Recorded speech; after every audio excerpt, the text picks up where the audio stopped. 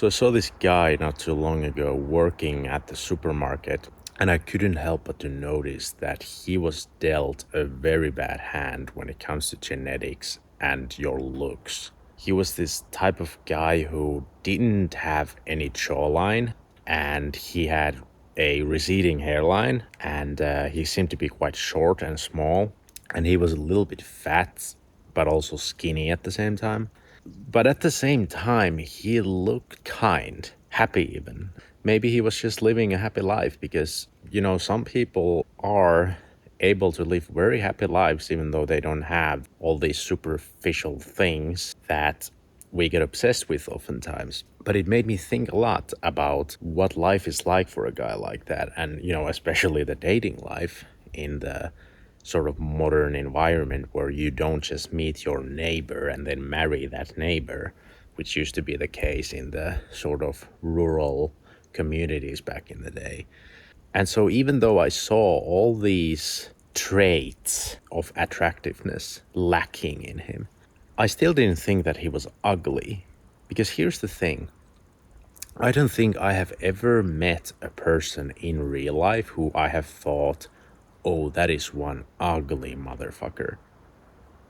Because from my perspective, I feel like the only time somebody is genuinely ugly is if they are a bad person, if they're an asshole, or they're narcissistic and full of themselves. That's when I feel people are actually ugly. But if somebody is kind and good, then they don't really even look ugly, even though they are lacking all the conventional traits that you should have to be attractive and charismatic. And that's why I wanted to share this story and make this video, because I just thought I myself have had insecurities in the past about my looks quite a bit, and no one ever told me that I look handsome. No one ever told me whether I look good or not. And so I felt invisible and ignored basically my whole life. I've always been someone who has wanted to find love. And I know most people seem to be, most people want to find somebody to love and to be loved by. I think most people for sure want that. And I especially am that type of a person. So people like that tend to worry about, can they ever find anyone? Can anyone ever find them interesting? And for me, I think I look quite average, right? And I have a decent body because I've been going to the gym since I was 13 years old. It's just something that's been my habit for my whole life. And nevertheless, I've always felt invisible and ignored. So how do guys who are even less than average when it comes to looks, how do guys like that fare in the modern world? Because here's the thing, even though personality matters, even to women, let's say that you have a school, a university or something, and you have a class, and you have classmates, and you have a girl who is interacting with this guy who is not very attractive. And as they interact, this girl could potentially be interested in that guy who is not very attractive, depending on how that guy behaves, because the behavior is just massive. The way you carry yourself, whether you're funny, whether you're confident, those things matter a ton. But at the same time, even if that guy did everything perfectly, if he's short and skinny fat, which, I don't know if you can be confident and skinny fat, I don't know. Let's say he does everything perfectly when it comes to conversations and everything. I still feel like in the modern world, the girl who would be interacting with him and might be interested in him, she has social media now. She has TikTok, she has Instagram, she has, I don't even know what people have these days, Snapchat, whatever. And she has a bunch of dudes she doesn't know in the real life who follow her and keep giving her compliments and likes and everything. So she's getting all this attention from these apps. And so here we have this guy who is very unattractive when it comes to his physical features. And in the old world, the girl would probably be like, hey, this guy isn't like the most handsome or the tallest or whatever, but he's pretty fucking awesome. And then the girl would be satisfied with that. But now the girl has a line of men online in these apps giving her validation and also options. So she's seeing these, taller, more handsome guys. Who knows if they are fuckboys or not? Maybe they are narcissistic assholes, but she doesn't know that yet. And she just sees that, yeah, this guy that I'm interacting with at school is, he's kind and sweet, but maybe he's just better off as a friend. Because she can see online in these apps that there's all these super hot guys who give her validation. That's sort of the sad point that I wanted to make. That's the negative point I wanted to make in this video. But I do want to have another perspective, because I don't want to be making videos where I just talk about how terrible things are now, because it just sucks. I don't even watch those videos much anymore. There's this channel I used to watch always when she posted shoe on head. And now she posted a video about how women blame men for everything. And I didn't even watch it because I don't want to hear it anymore, to be honest. I'm so done with even what I said in this video. Like, yeah, well, maybe you might have a chance in the past, but now you don't because social media. I don't like even making these videos myself, to be honest, but I still want to be realistic and go through all these perspectives. But that's why I also want to offer another perspective, which is more positive. And I'm gonna make another video after this where I talk about a dating show that I've been watching recently, which is a very, very interesting show based on the first episode. And I'm a sucker for dating shows because I love to see people interact with each other. It's so fascinating.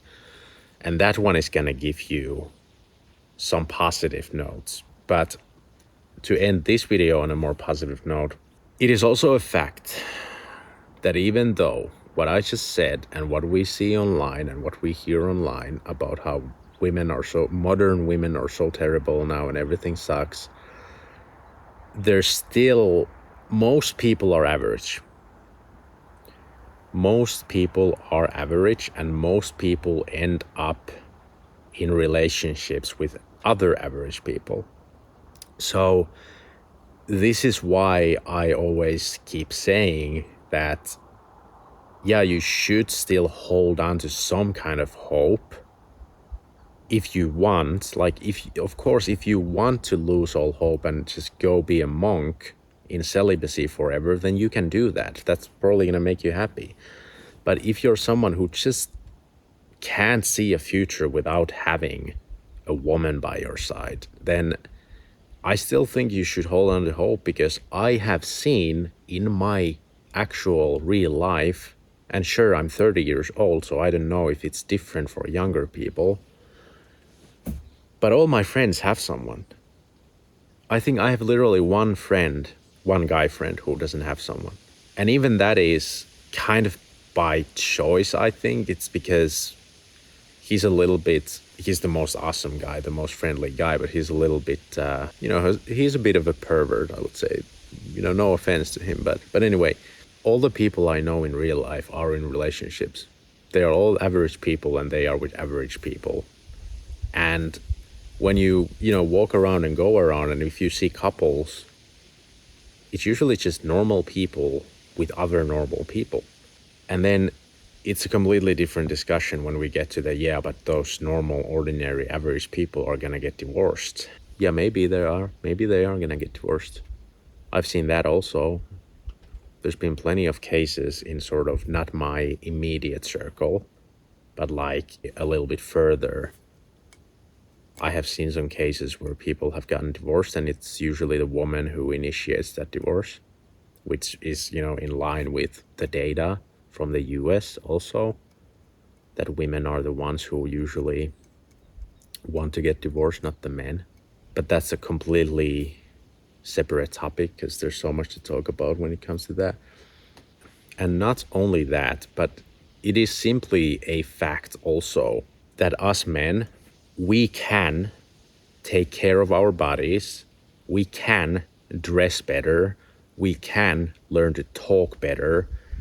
There are multiple things we can do to become more attractive and more interesting. And it's usually something you don't even do for the other person, but rather it's something that if you do for yourself, you are gonna feel happier and better yourself. This is something I have noticed. I have always trained my body for myself, and now my current girlfriend, she absolutely loves my body. But guess what? I never trained for anyone else. I trained for my own benefit. I just enjoyed it, and I enjoy being fit. And in the past, I had no idea how to dress. One of the reasons why I was invisible is probably because the way I dressed was so terrible. I was wearing these black t-shirts with a band logo on them, and they were too small, and therefore, I don't have very wide shoulders, so those black t-shirts make me look even smaller, and so my head looked really big. So I probably looked pretty stupid. And now my girlfriend actually is someone who cares about how people dress. So she's been buying me clothes. This one is bought by me, just this ordinary white shirt, but she's been buying me a bunch of clothes recently because she wants me to look more handsome, and I have been so happy to wear those clothes because I have no idea what to wear myself. I have no idea what to buy. So now when somebody else is doing that to me, I feel like, damn, it's actually pretty cool to wear these different kind of clothes and look a little bit, I don't know, more handsome for sure, and different, and change the clothes, because I used to just have one freaking pair of clothes until they, wore out. So anyway, at the end of the day, no one is really ugly unless they are assholes. That's what I want to say. And we can all affect how we look and how we are, not for somebody else, but for ourselves, because it feels good to look better. It really does. It feels good to be in a better shape, and it feels good to wear nice clothes. All those things feel good. And then people see not only that you visually look better, but they can also see how you feel better. That's what I believe in. Even the guy at the supermarket, if he went to the gym, he would already become better.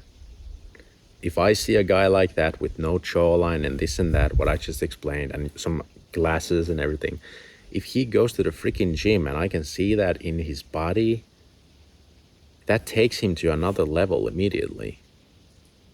And then he can think about what he can do with the clothes, etc. I don't know anything about style, so I can't give any freaking advice on how people like that should wear, what people like that should wear, but whatever.